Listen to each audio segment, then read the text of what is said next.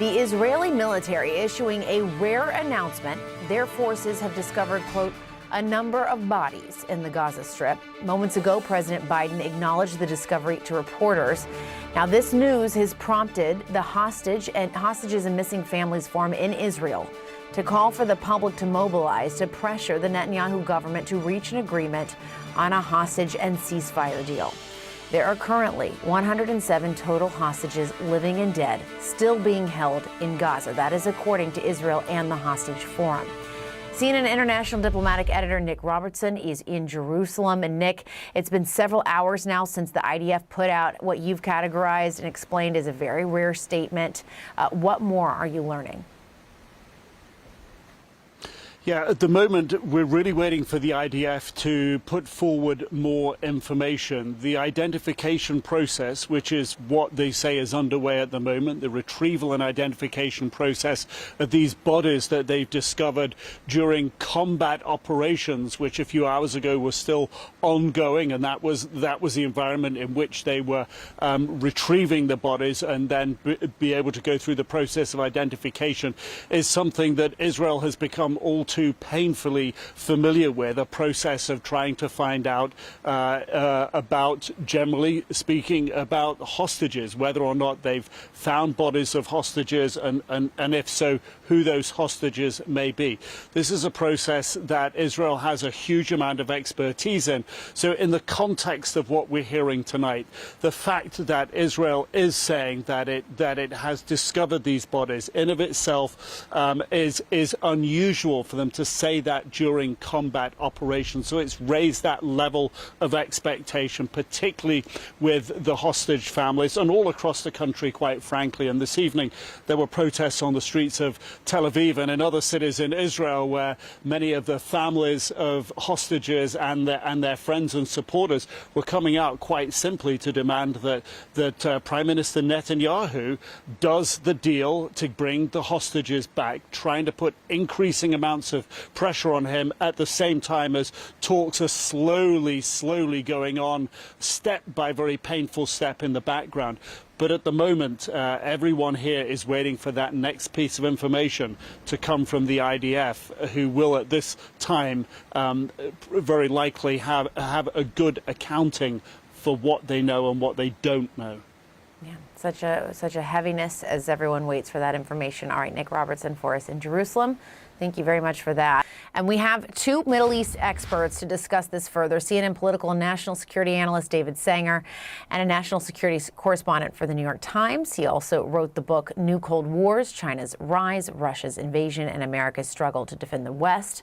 Also with us, Aaron David Miller, a longtime State Department Middle East negotiator who's now a senior fellow at the Carnegie Endowment for International Peace.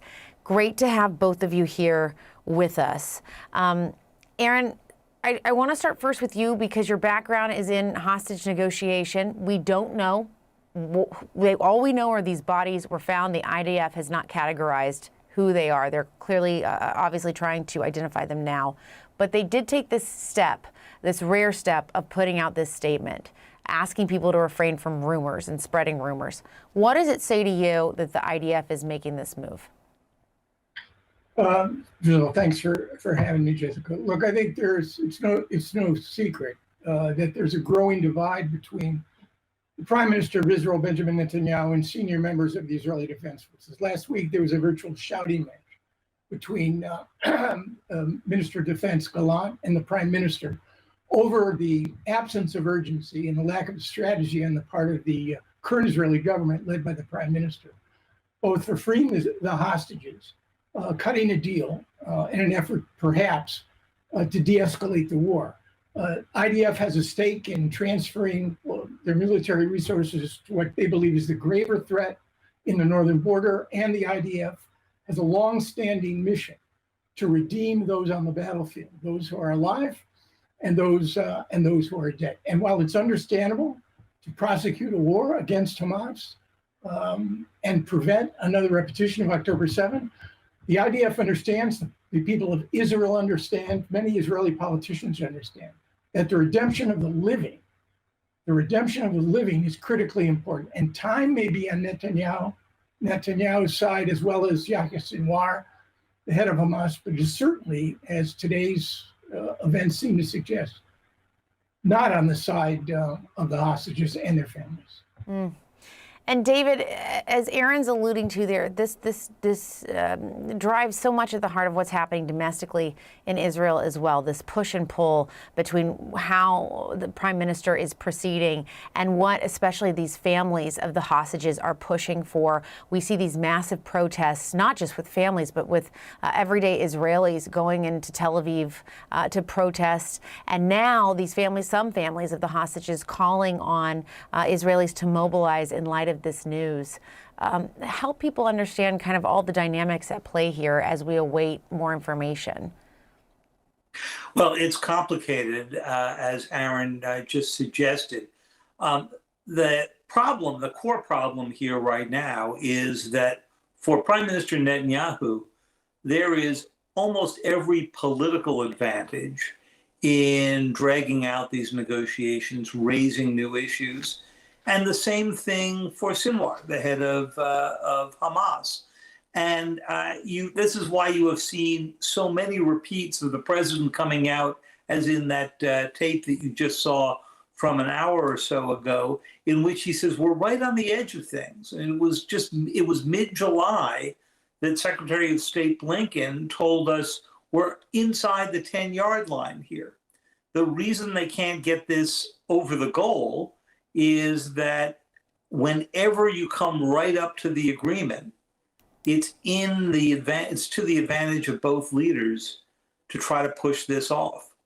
I think tomorrow you're going to probably see very significant demonstrations. We've seen them before, because frankly, the tyranny of the numbers here is pretty big. There were 250 hostages taken, roughly. About 100 got released. About 8 have been rescued.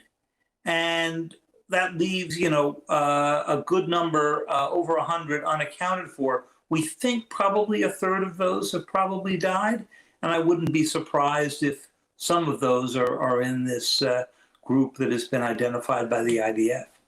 And Aaron, I don't want to gloss over just the hell that these families have gone through in almost a year now that their loved ones have been gone, and what it must feel like right now, just knowing there's a big question mark over all of this. But knowing that, and I am curious how you think this development might affect the ceasefire talks, the hostage the negotiations over getting a deal done. It's hard to say, Jessica. Again, you saw in judicial reform for 42 weeks in a row, hundreds of thousands of Israelis out in the streets defending what they believe to be the kind of society that they want, the kind of Israel that they want. But the sad and cruel and politically inconvenient reality is you only need 60+1 to stay in power in the Israeli Knesset. And Mr. Netanyahu has a very tight-knit, coherent coalition of 64. And it's stunning to me, frankly, even by his determination. He wants to stay in power more than any other politician wants to have power. But here is a man who presided over the bloodiest day for Jews since the liberation of the Nazi death camps, the greatest intelligence failure in Israel's history, and has identified total victory. Total victory, even he knows, is an unrealizable goal. So I'm afraid that unless you saw a crack within that coalition, or the kinds of protests, literally 24/7, just to, in essence, shut down the country, which I don't think most Israelis are willing to do, this is going to drag on. And as David pointed out, when negotiations close, they close because there is urgency. Both parties believe that an agreement is better off for them than no agreement at all. And I'm sad to say neither Sinwar nor Netanyahu, I'm hesitant to compare them, but when it comes to time, they are in effect on the same wavelength, sadly and cruelly. And David, I saw you nodding your head there a little bit. Yeah. It's a remarkable situation. I mean, listen to what you heard the president say when he was asked about the negotiations. He just keeps repeating, it's time for this war to end. It's time for this war to end. His critics argue, and I think there's some validity to that he has more leverage to make the war end than he gives himself credit for. And of course, there's a long time and traditional supporter of Israel and Israel's very important right to self-defense. He doesn't want to threaten to cut off weapons or do anything else that would force Netanyahu's hand. But clearly, that's the internal debate that's underway. And you could even see Vice President Harris walking that fine line in the CNN interview the other day.